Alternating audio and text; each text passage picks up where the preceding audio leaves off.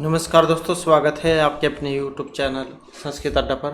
दोस्तों, आज की जो वीडियो इसमें हम करने वाले हैं आपके कॉम्पिटिटिव एग्ज़ाम के लिए इकाई जो 9 है 9, इसमें पुरानी इतिहास, धर्मशास्त्र एवं अभिलेखों को। और ये जो वीडियो है वेरी इंपॉर्टेंट रहने वाली है। और अगर आप किसी भी कॉम्पिटिटिव एग्ज़ाम की तैयारी कर रहे हैं, चाहे इसमें आपका असिस्टेंट प्रोफेसर वाला एग्ज़ाम है, स्टैट का एग्ज़ाम है, DT+B का है, या कोई अन्य भी एग्ज़ाम है आपका TGT PGT वाला, तो यहाँ पर जो हम आज की वीडियो में रामायण का जो पार्ट है, रामायण महाभारत पुराण, तो ये आपके सभी एग्ज़ामों के लिए महत्वपूर्ण है, क्योंकि एग्जाम में इनमें से क्वेश्चन जरूर पूछे जाते हैं। और अगर आप हमारी इनसे पहले वाली वीडियो को अगर आप देखना चाहते हैं तो इसे आप हमारे चैनल की प्लेलिस्ट में जाकर देख सकते हैं। इसके अलावा अन्य जो वीडियो भी आपको वहाँ पर मिल जाएंगी। तो यहाँ पर हम इसको जो है विस्तारपूर्वक देखने वाले हैं, क्योंकि एग्ज़ाम जो है उसमें अंदर से जो है पूछे जाते हैं क्वेश्चन, तो इसलिए हम इसको जो है विस्तारपूर्वक पढ़ेंगे। तो सबसे पहले जो यहाँ पर जो रामायण का परिचय आ जाता है। रामायण जो शब्द है ये कैसे बना है, तो राम और अयन इन दो शब्दों के समास करने पर रामायण शब्द बनता है, जिसका जो शाब्दिक अर्थ है राम का पथ, मार्ग, रास्ता कह देते हैं। रामायण महाकाव्य नीतिपूर्वक पद को आधार बनाकर लिखा गया एक अनुपम ग्रंथ है, और यह लौकिक संस्कृत का प्रथम महाकाव्य है। जब वैदिक साहित्य अपने चरम उत्कर्ष पर था, उसकी कठिनता के कारण जन सामान्य वेद, पुराण, उपनिषद आदि के काव्य आनंद से वंचित होने लगे। तभी ब्रह्मा, नारद आदि द्वारा प्रेरित किया गया, तब रामायण जैसे सुंदर काव्य का जन्म हुआ। वाल्मीकि के द्वारा लिखा गया रामायण महाकाव्य संभवतः जन भाषा पर आधारित प्रथम काव्य था, तभी तो इसे आदि काव्य भी कहा जाता है। और इसके लिखने वाले को आदि काव्य जो वाल्मीकि हैं। तो रामायण को आदि काव्य मानने के कारण ही वाल्मीकि को आदि कवि की उपाधि प्राप्त हुई थी। तो इसको आदि काव्य और वाल्मीकि को आदि कवि। रामायण के रचयिता वाल्मीकि ने प्रथम अलंकृत काव्य लिखकर अपने परवर्ती कवियों के लिए एक आदर्श प्रस्तुत किया था। और ऐसी किंवदंती है कि वाल्मीकि तमसा नदी के तट पर जा रहे थे। अभी हाल ही में UGC का NET का एग्ज़ाम था, तो उसमें जो यही क्वेश्चन पूछ लिया गया था कि जो वाल्मीकि जो थे ये कौन से नदी के किनारे पर थे जिस समय ये व्याध वाली घटना हुई थी। तो ये तमसा नदी थी, ये आप याद रखिएगा, क्योंकि एग्ज़ाम जो है उसमें आपके जो है एग्ज़ाम के उसके अंदर से ही पूछ ले जाते हैं। जैसे विस्तार पूर्वक पूछ जाते हैं, तो पूरी रामायण तो वैसे तो सभी को पता है, लेकिन उसके अंदर जो मुख्य बात है वहाँ से क्वेश्चन जो एग्ज़ाम में कई बार आ जाते हैं, और फिर आपको सोचने पर मजबूर होना पड़ता है कि ये क्वेश्चन कहाँ से आया है। तो तमसा नदी के जो तट है उस पर जा रहे थे। उसी समय एक व्याध हथार जो शिकारी है, इन्होंने अपने तीक्ष्ण बाण के प्रहार से काम क्रीड़ा में आनंदित क्रोच युगल में से एक को मार दिया था। और यह देखकर क्रोच चिल्लाने लगी, और इस क्रंदन को सुनकर प्रकृति में एक निर्भरता छा गई। समस्त वातावरण स्तब्ध हो गया, और यही स्थिति देखकर वाल्मीकि के मुख से अकस्मात दुष्ट व्याग के लिए शाप रूप में जो श्लोक है ये निकला था, जिससे आगे फिर रामायण की रचना हुई है। मां निषाद प्रतिष्ठाम तोम गम है शाश्वती समाह यत क्रोच मिथुनादे कमावधि काम मोहितम। यह निषाद, तुमने काम से पीड़ित काम मोहित इस क्रोच पक्षी को मारा है, इसलिए तुम सदा के लिए प्रतिष्ठा को प्राप्त नहीं करोगे। वाल्मीकि द्वारा कहा गया श्लोक लौकिक संस्कृत का प्रथम श्लोक था, तो ये भी कई बार आ जाता है एग्जाम में। तो लौकिक संस्कृत का ये प्रथम श्लोक था। रामायण का सांस्कृतिक महत्व बहुत अधिक है। वाल्मीकि ने रामायण में राम का चरित्र एक आदर्श, सत्यवादी, परोपकारी, चरित्रवान, विद्वान, शक्तिशाली, सुंदर, प्रजापालक, दृढ़ संकल्प वाले धीर पुरुष के रूप में वर्णित किया है। इसी प्रकार से सीता का चरित्र भी एक पतिव्रता, आदर्श तथा गौरवपूर्ण पत्नी के रूप में स्थापित किया है। वाल्मीकि ने राम को भ्रातृप्रेम की प्रतिमूर्ति के रूप में दिखाया है, और इस प्रेम को सरल शब्दों में श्लोक के माध्यम से वर्णित किया है। ये जो श्लोक है, देशे देशे कलतराणि देशे देशे च बांधवः तम तो देशम न पश्यामि यत्र भ्राता सहोदरा। किसी भी देश में पत्नी भी प्राप्त की जा सकती है, बंधु बांधव को भी प्राप्त किया जा सकता है, लेकिन जो सहोदर है जो सह उदर स्मान पेट से उत्पन्न हो, वह सगवाई का देते हैं जिसको, वह कभी भी प्राप्त नहीं हो सकता।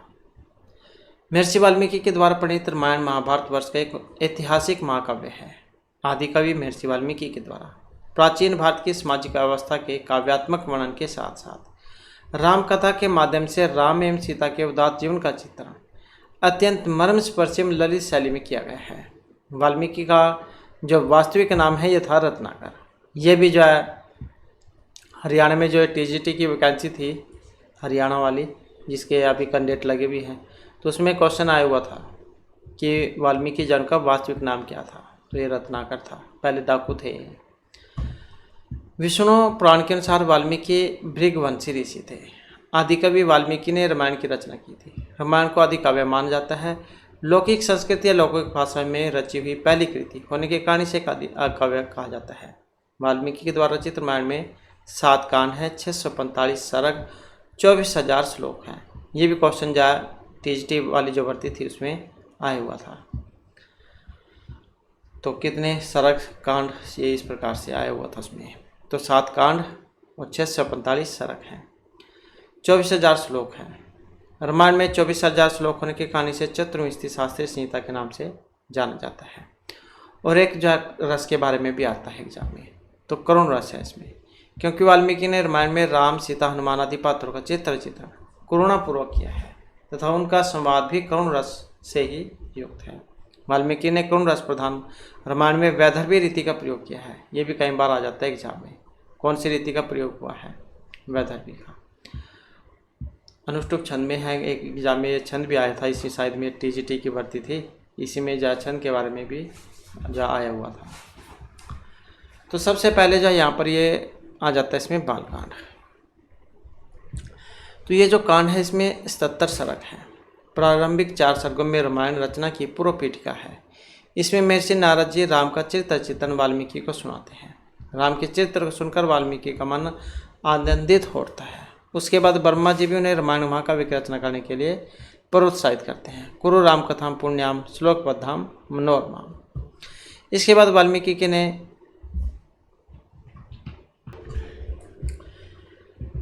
वाल्मीकि ने समाधिस्थ होकर राम और सीता की सभी वृत्तांतों का साक्षात्कार किया और उसके बाद राम, सीता आदि पात्रों का वर्णन किया है। इस कांड में राजा दशरथ की नीति व शासन, पुत्रेष्टि यज, राम जन्म, राम लक्ष्मण आदि भाइयों के आश्रम में शिक्षा, विभिन्न प्रकार के यजरक्षा हेतु विश्वामित्र के साथ गमन, जनकपुरी में धनुष तोड़ना, राम, सीता, लक्ष्मण, उर्मिला आदि चारों भाइयों के विवाह का वर्णन है। इसके बाद जो नेक्स्ट आ जाता है अयोध्या कांड। इस कांड में 119 सर्ग हैं।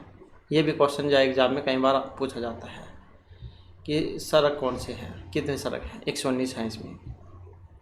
साहित्यिक दृष्टि से यह कांड अत्यंत महत्वपूर्ण है। इसमें राम राज्याभिषेक की तैयारी, मंथर कैकेयी का प्रसंग, राम वनगमन, दशरथ मृत्यु, चित्रकूट पर राम भरत का मिलन, अनुसुईया द्वारा सीता को पति धर्म का उपदेश, राम की चरण पादुकाएं लेकर भारत का अयोध्या लौटना आदि महत्वपूर्ण प्रसंग इस कांड में वर्णित है।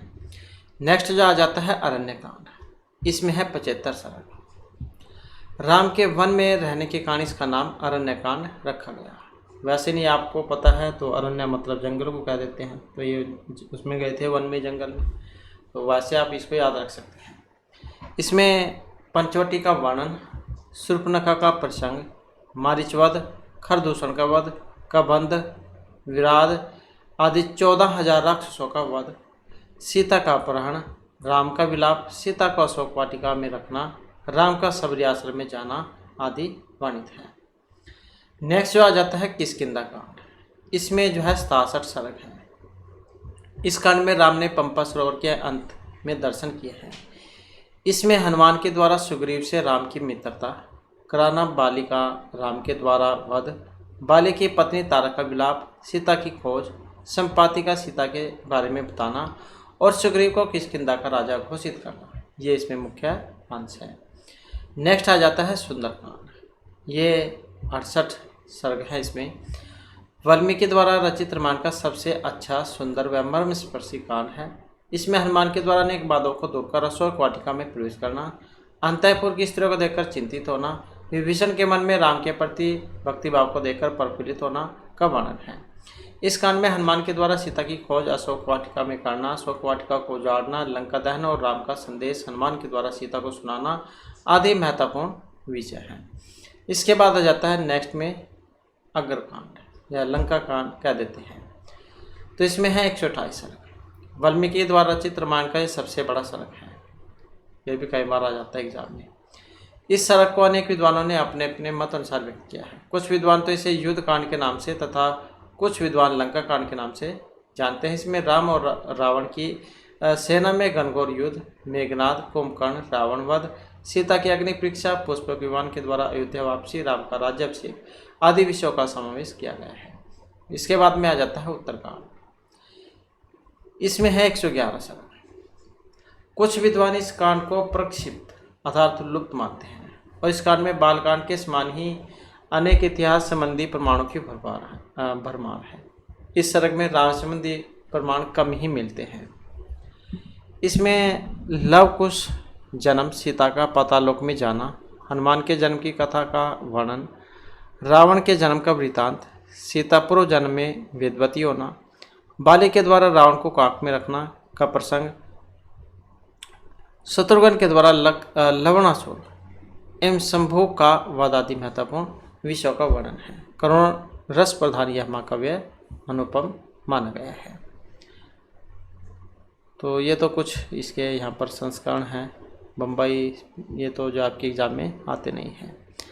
अब आ जाती है बात यहाँ पर रामायण के काल की। तो विद्वान रामायण के रचना काल निम्नलिखित प्रकार से स्वीकार करते हैं। जैसे मगध नरेश अजातशत्रु ने 500 ईस्वी पूर्व पाटलिपुत्र की स्थापना की थी, तो इस राजा ने शत्रु के आक्रमण से रक्षा के लिए गंगा सोन नदी के संगम स्थल पर एक दुर्ग का निर्माण किया था।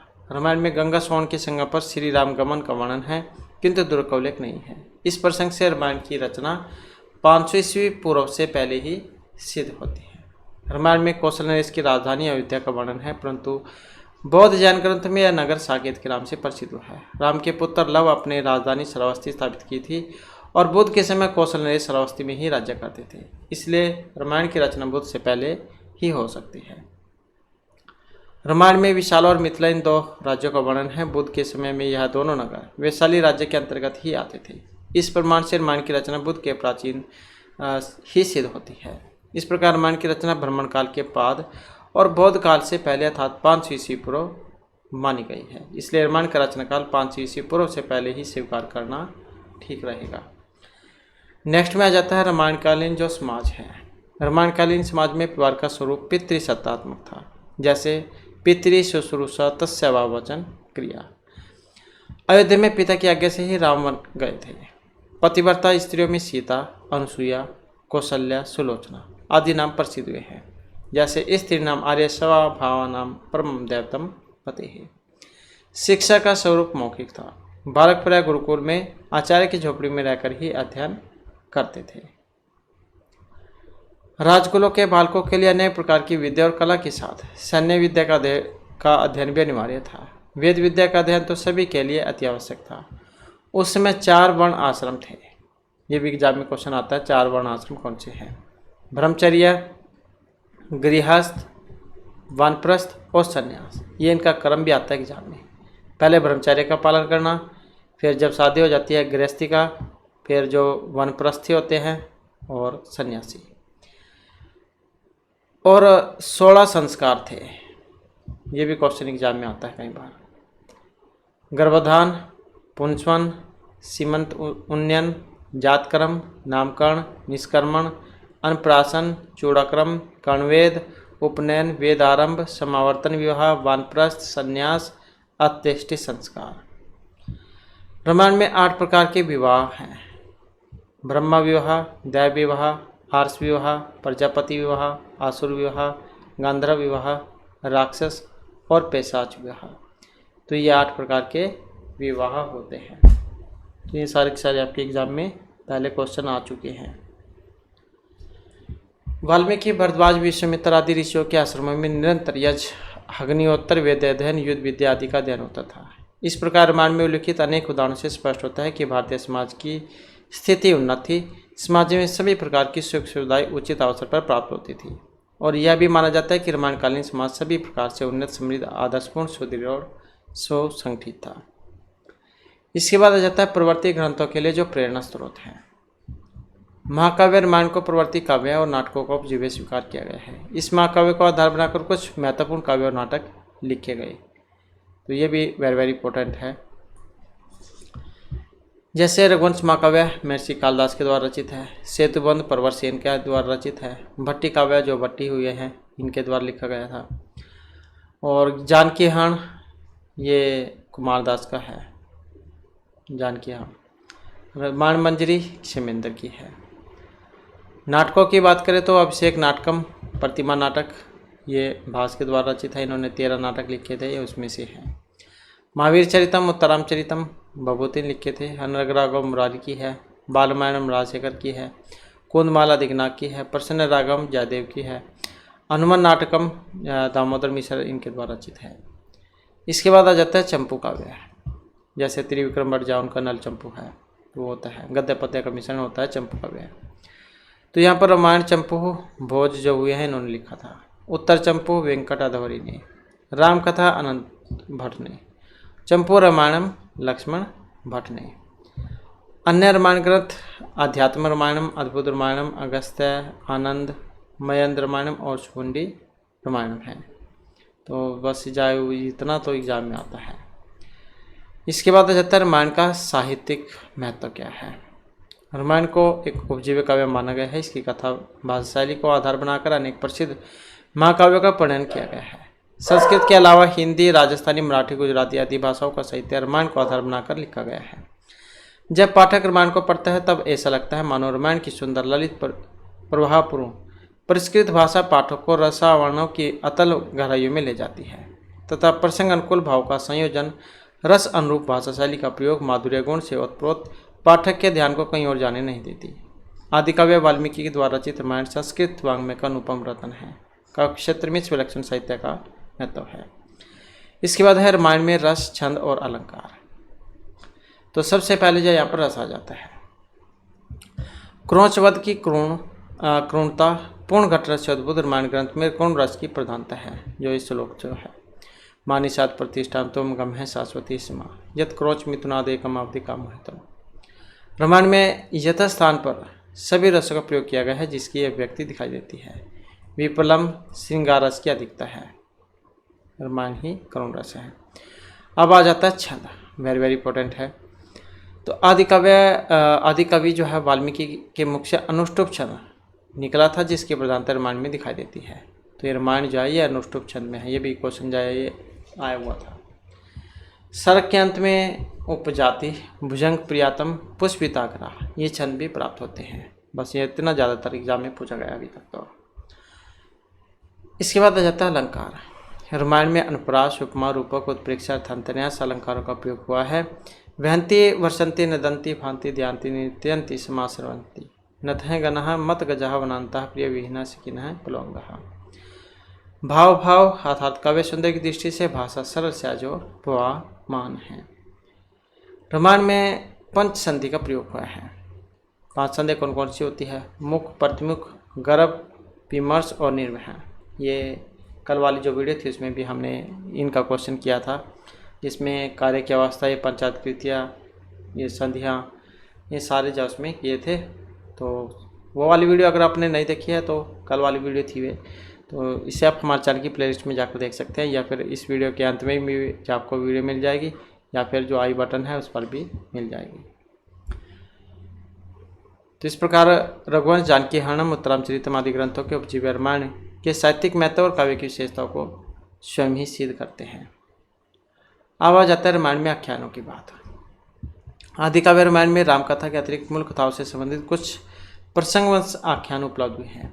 राजा सगर के पुत्र की उत्पत्ति तथा अश्वमेध यज्ञ का आयोजन, समुद्र मंथन और चतुर्दश रत्नों की प्राप्ति, मेनका के द्वारा विश्वामित्र का तपोभंग, त्रिशंकु के यज्ञ की तैयारी, सुकेश आदि की उत्पत्ति एवं राक्षस विस्तार, राजा नृग को श्राप, ययाति को अपने पुत्र से नव यौवन प्राप्ति, शंभुक वध, वध एवं इला से पूर्व की उत्पत्ति। रामायण से पूर्व शिव ने पार्वती को रामायण सुनाई थी, जिसे महारामायण के नाम से भी जाना जाता है। इसके बाद आ जाता है सुनहसेप आख्यान। यह महर्षि विश्वामित्र के उपदेश से सुनह से अपने वरुण देव को पूछकर अपने प्राणों की रक्षा की थी। ऋष्यशृंग आख्यान। ऋष्यशृंग अंग देश के राजा रोमपाद के जमाता थे, मतलब उनके जमाई थे, और इनकी अध्यक्षता में ही राजा दशरथ के पुत्र यज्ञ हुआ था। गंगा अवतरण आख्यान। राजा सगर के अश्वमेघ यज्ञ के आरंभ में उसके प्रपोत्र भगीरथ की मान तपस्या से पृथ्वी पर गंगा का अवतरण हुआ था। इस कथा का वर्णन है। तो ये एक लंबी चौड़ी कहानी है, तो ये सारी की सारी, तो वे क्या कुछ घटना हुई, कैसे हुई, तो आनंद भी आता है इसको सुनने में। रामायण में इनके अतिरिक्त कार्तिकेय उत्पत्ति आख्यान, मित्र वरुण आख्यान, अष्टवक्र आख्यान आदि उल्लेखनीय है। तो ये तो थी यहाँ पर रामायण। अब आ जाती है महाभारत। तो परम ऋषि व्यास के द्वारा रचित महाभारत प्राचीन इतिहास का अक्षय स्रोत एवं विश्वकोश है। महाभारत शब्द की उत्पत्ति आचार्य पाणिनि ने व्याकरणिक पद्धति से की थी।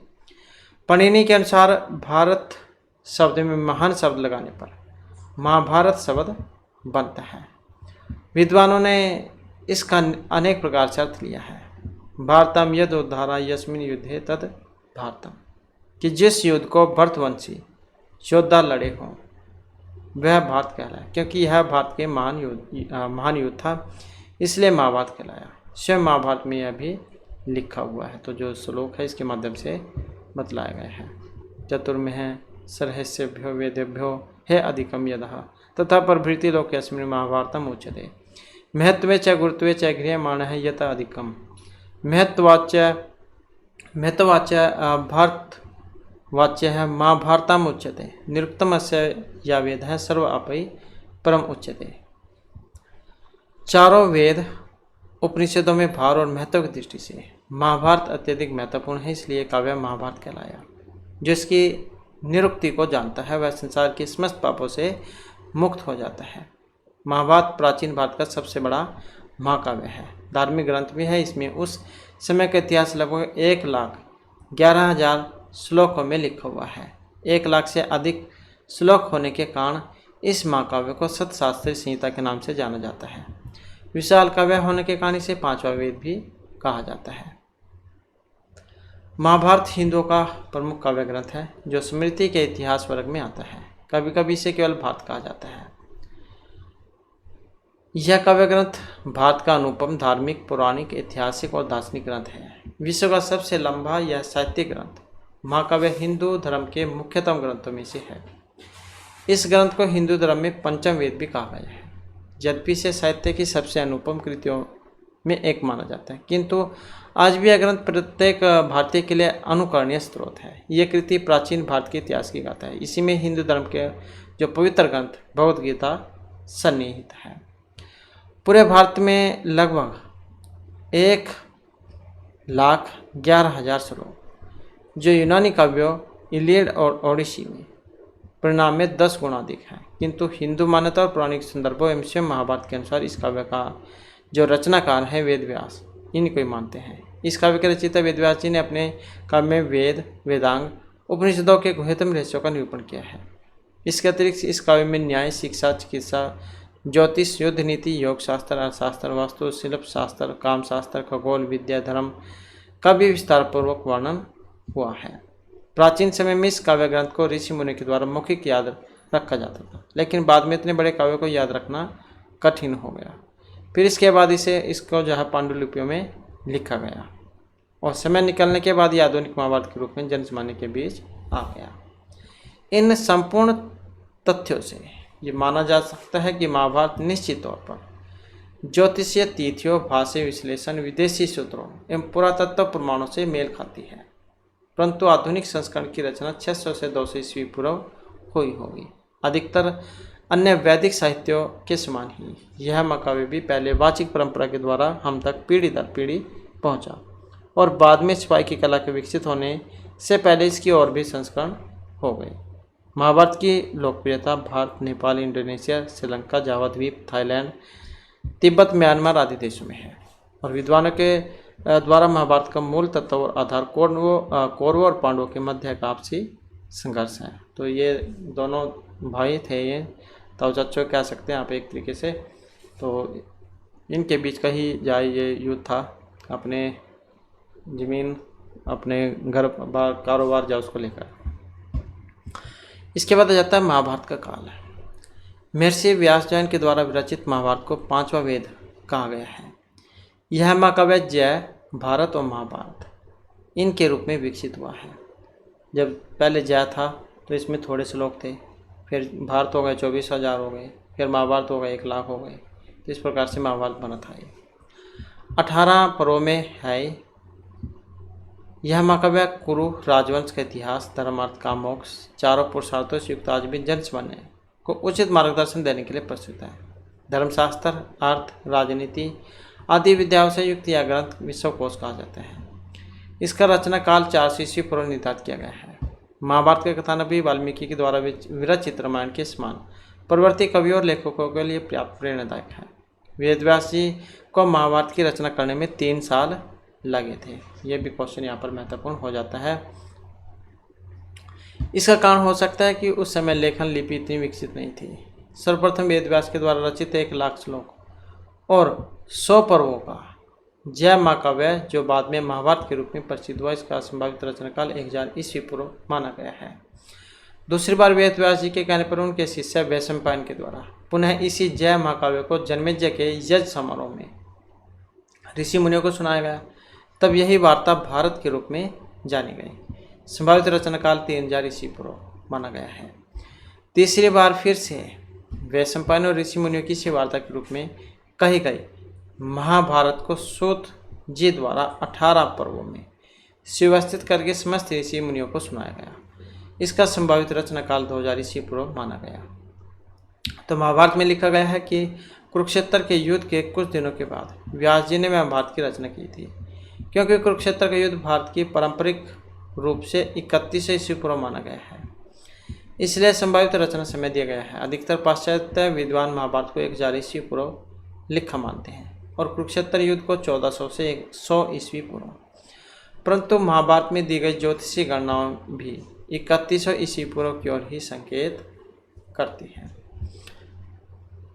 वर्तमान में महाभारत के रचना काल के संबंध में विचारने बिंदु जो यहाँ पर दिए गए हैं, जैसे 445 ईस्वी के शिलालेख में सतशास्त्रीय संहितायाम वेद व्यासेन उक्तम, मतलब सतशास्त्रीय संहिता कहा गया है वेदव्यास के द्वारा।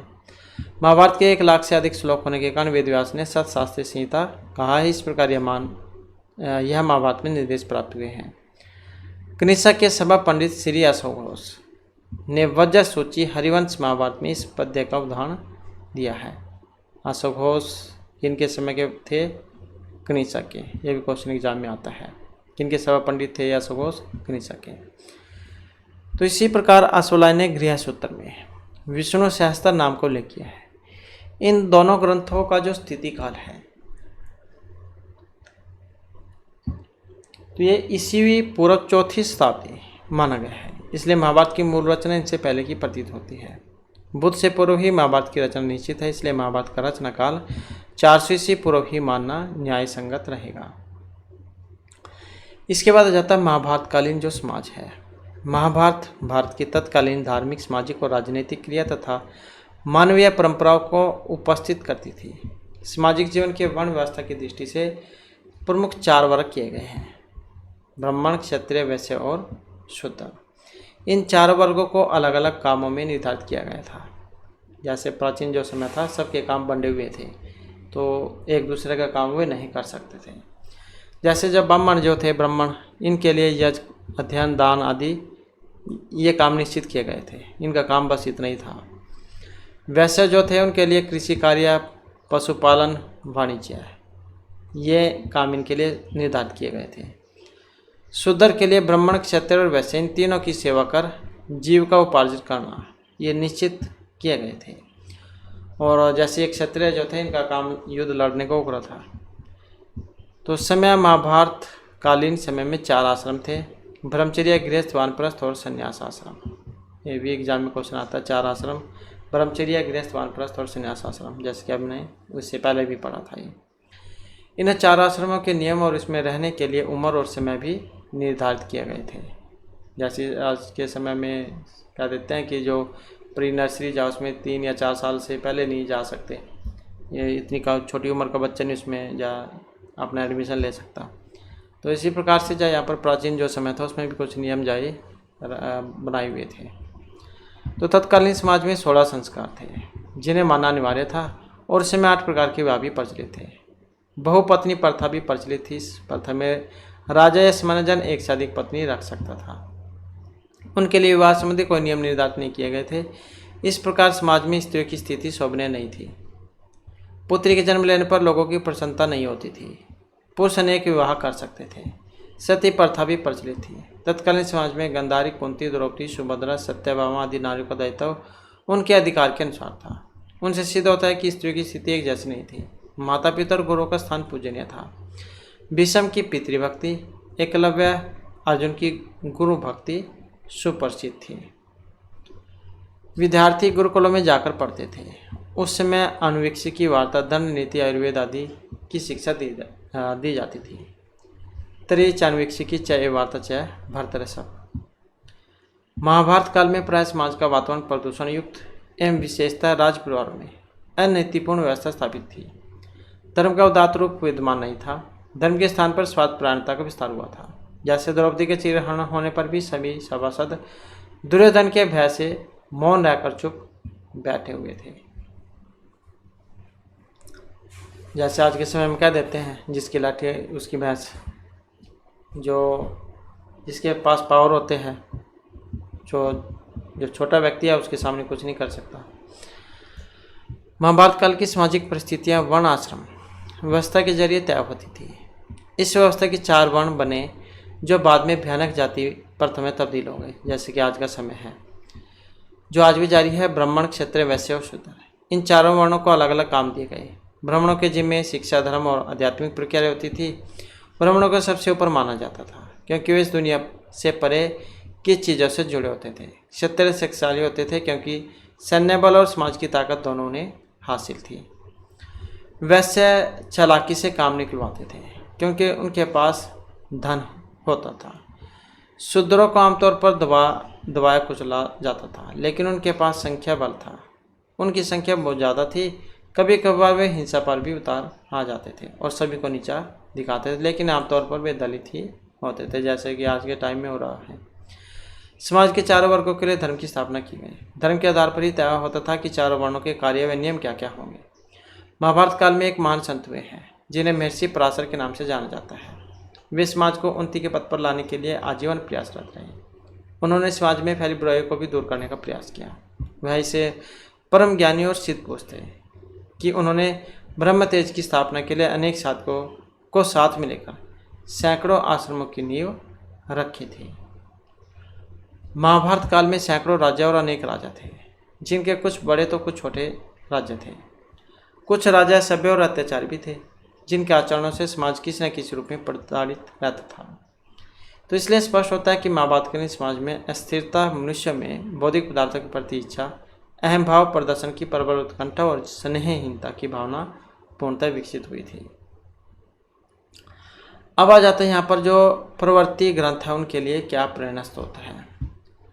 तो महाभारत सबसे अधिक प्रसिद्ध महाकाव्य है। जीवन के शाश्वत मूल्यों के वर्णन के कारण से सभी राज्यों को उचित परिपाक के कारण से अनेक छोटे छोटे आख्यान, उपाख्यानों के संग्रह के कारण से बहुत से कवियों ने महाभारत को आधार बनाकर और मार्गदर्शन प्राप्त करके काव्य की रचना की है।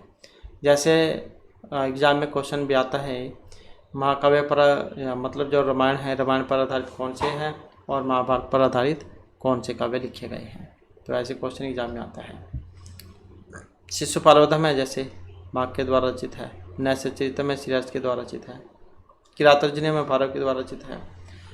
दूत घटोत्कच है। दूत वाक्य है। कर्णभार, मध्यमयोग, पंचरात्रम, उर्भंगम भाषण लिखे थे जो 13 नाटक, तो ये महाभारत पर आधारित है। अभिज्ञान शकुंतलम है जैसे कालिदास के द्वारा रचित। वेणु समारंभ भट्टनारायण के द्वारा रचित। बाल भारतम है राजशेखर के द्वारा रचित। तो ये सारे इन पर आधारित हैं। इसके बाद आ जाता है चंपू काव्य। चंपू काव्य जिसमें त्रिविक्रम भट्ट जैन का नल चंपू है। अनंत भट्ट जैन का है भारत चंपू। 45 स्वयंवर चंपू है नारायण भट्ट का। द्रौपदी परिणय चंपू है नंद कवि का। तो इस प्रकार से जाइए चंपू काव्य है।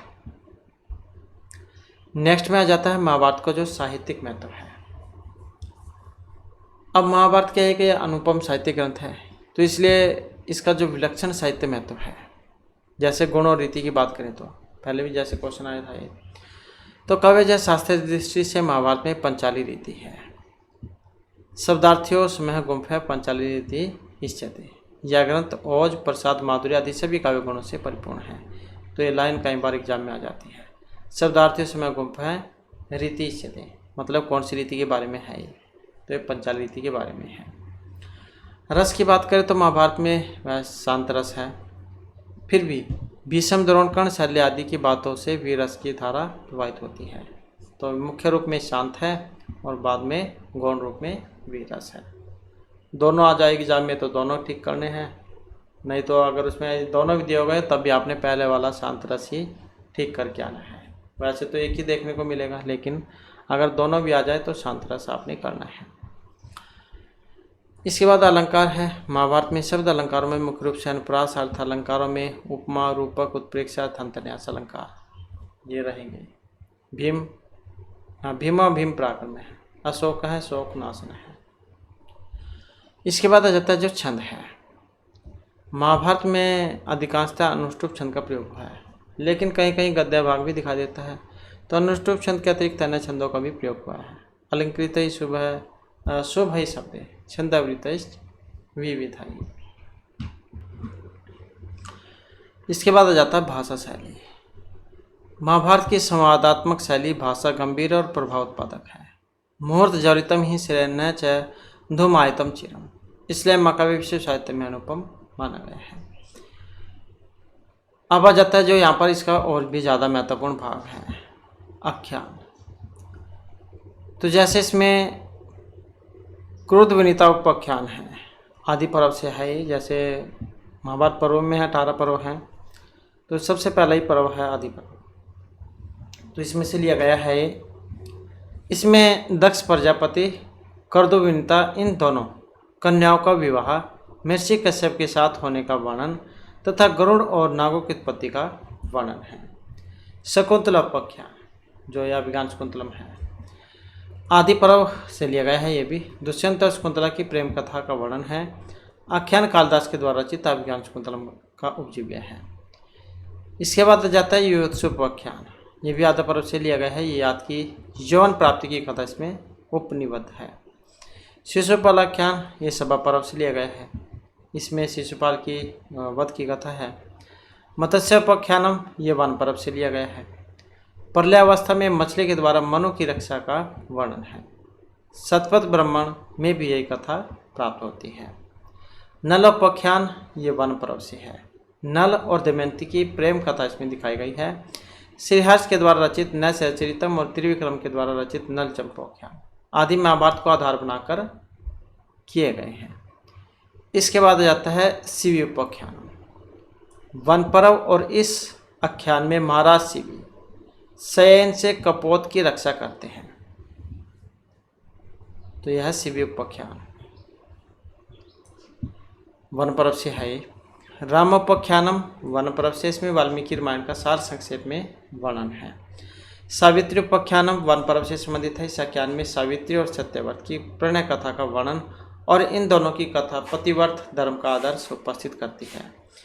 इसके बाद आ जाता है अम्बा उपाख्यान, यह उद्योग पर्व से है। शिखंडी भीष्मसेन किम अर्थम अवध्य है, ऐसा पूछने पर दुर्योधन को भीष्म ने अम्बा और अम्बालिका के जो वृत्तांत है ये सुनाया था कि पूर्वजन्म में वो क्या थी। तो ये भी बहुत एक लंबी कथा है। इस प्रकार यह आख्यान प्रवर्तियों के लिए प्रेरक सिद्ध हुए हैं। इसके बाद आ जाता है युयोत्सु उपाख्यान, यह भी आदि पर्व है। इसमें याति का यौन प्राप्ति से जो उपनिबद्ध है उसका वर्णन है। शिशुपाल हमने कर किया भी है। मत्स्य उपाख्यान हो गया, नल उपाख्यान दोबारा से आ गए शायद, हाँ तो यहाँ तक ही थे। इसके बाद आ जाता है जो पुराण है। जैसे हमने पढ़ा महाभारत पर्वों में है 18 पर्व है। इसी प्रकार से पुराण हैं, ये भी 18 ही हैं। तो पुराण शब्द वैदिक काल से धार्मिक साहित्य के अर्थ में प्रचलित है। वस्तुतः प्राचीन काल में ऐतिहासिक भौगोलिक तथ्य पर वंशावली आदि विषय पुराण रूप में प्रकाशित किए गए हैं। पुराण किसी भी एक व्यक्ति के लिए एक ही समय में नहीं लिखा गया, अपितु धीरे धीरे विकसित हुआ है, इसलिए पुराण विकासात्मक साहित्य है। अथर्ववेद जो अथर्व ऋषि उनके नाम पर पड़ा था, यह अथर्ववेद कांडों में है, 20 कांड है इसमें। तो इनके अनुसार पुराण का आविर्भाव ऋग्वेद आदि वेदों के साथ हुआ है। ऋचा समानी छंदांसी पुराणम यजुषाम स है। छंदोपनिषद में नारद जी ने इतिहास पुराण को संयुक्त रूप से 5वां वेद कहा है। इतिहास पुराणम पंचम वेदानाम वेदम।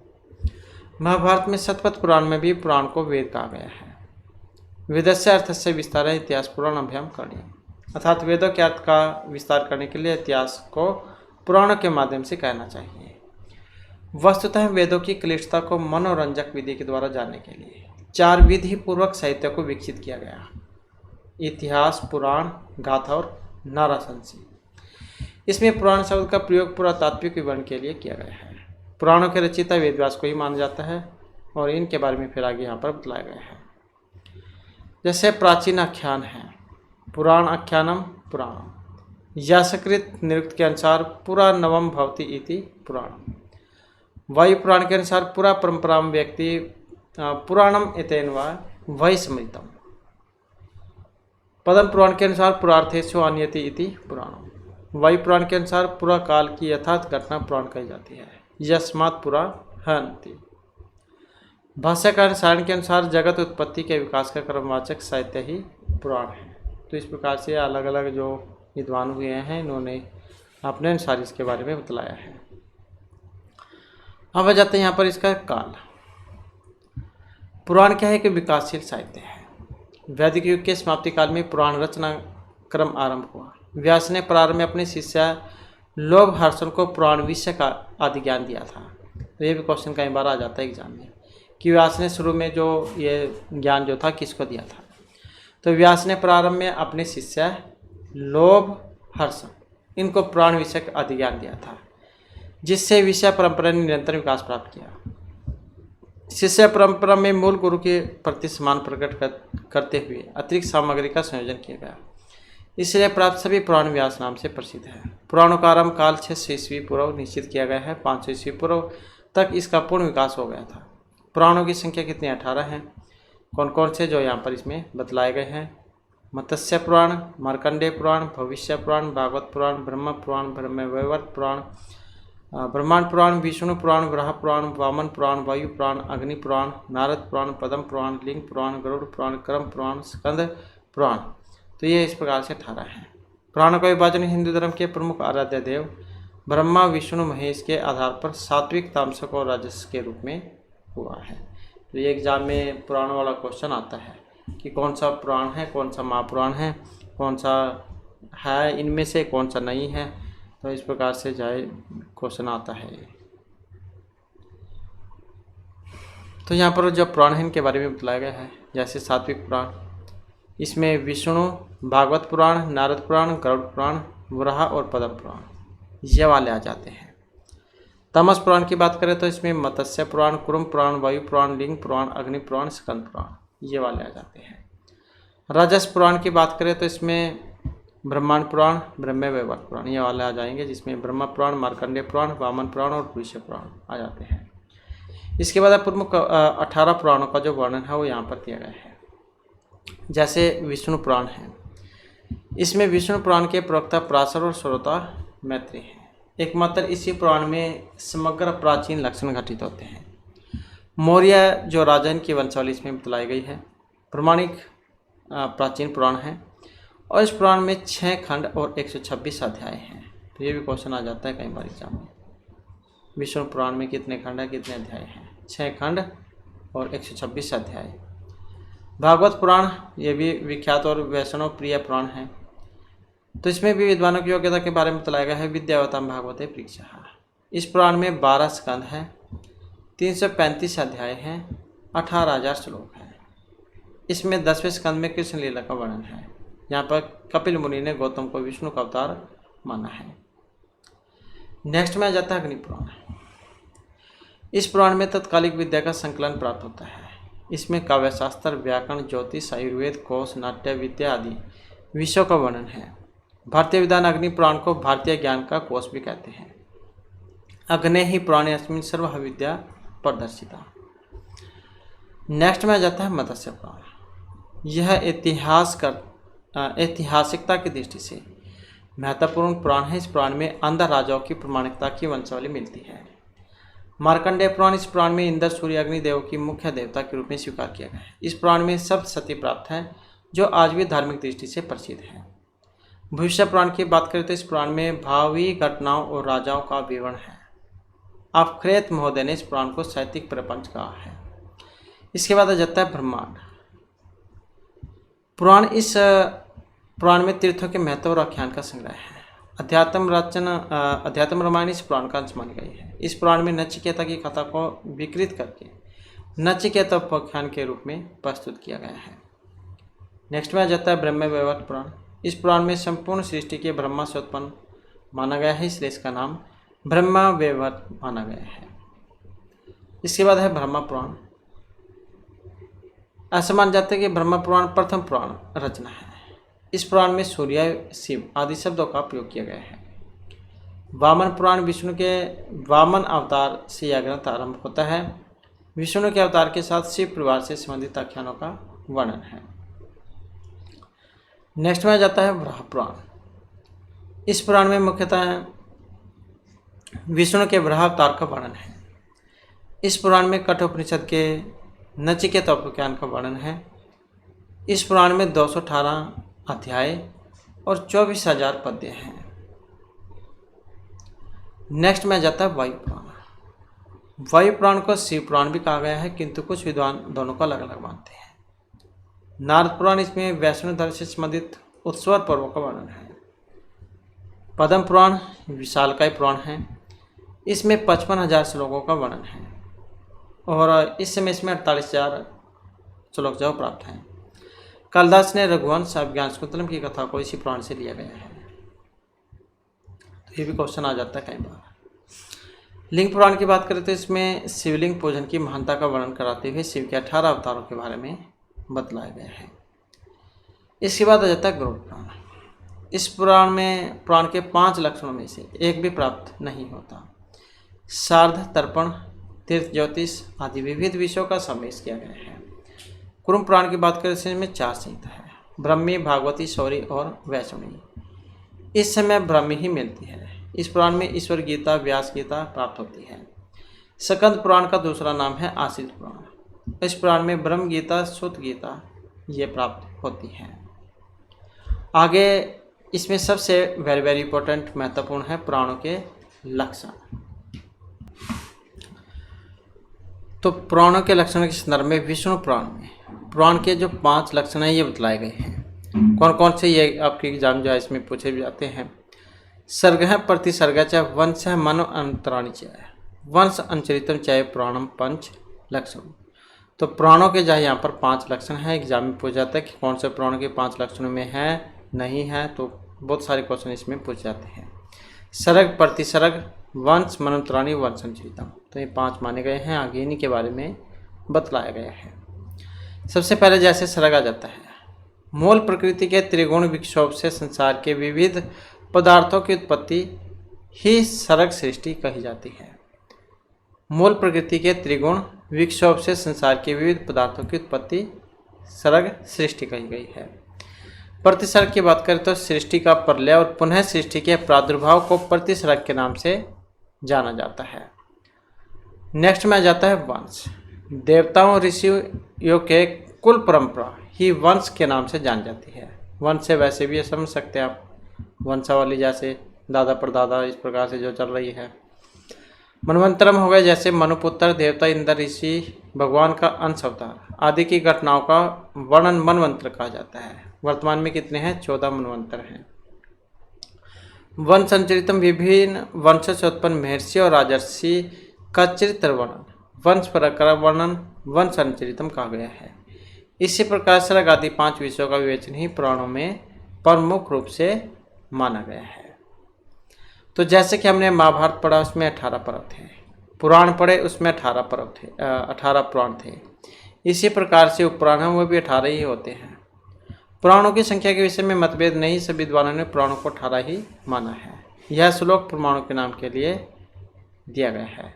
ये एक तरीके से आप कह सकते हैं कि जैसे शॉर्ट फॉर्म होती है किस चीज़ को याद करने की, तो वो है ये माध्वम भाद्वम च अव्यबात्र व चतुष्टयम अनापलिंग कुशकाणी पुराणानि परिचक्षित है। तो ये बतलाए गए हैं कि माँ से कितने, भा से कितने, बा से कितने हैं, वा से कितने हैं, कौन कौन से हैं, तो वही बताया गया है यहाँ पर। जैसे माध्वम, माध्वम का मतलब है मैं जो शब्द है उससे 2 बने हैं, 2 पुराण हैं उसे, मत्स्य पुराण और मार्कंडेय पुराण। भाद्वम का मतलब है भा शब्द से भी 2 बने हैं, भविष्य पुराण और भागवत पुराण। बात्रयम, बा से 3 बने हैं, कौन कौन से, ब्रह्मांड पुराण, ब्रह्मा पुराण और ब्रह्मा वैवर्त पुराण। वा चतुष्टय का मतलब है वा जो है से 4 पुराण हैं, वामन पुराण, वराह पुराण, विष्णु और वायु पुराण। अनापलिंग कुशकानी पुराणानि परिचक्षते, जैसे शुरू में आ आया है, आ का मतलब अग्नि पुराण से है, ना आया है, ना का मतलब नारद पुराण से है, पा का मतलब पद्म पुराण से है, ली का मतलब लिंग पुराण से है, और गा का मतलब गरुड़ पुराण से है, को का मतलब कुरुम पुराण से है, और जो शक है इसका मतलब स्कंद पुराण से है।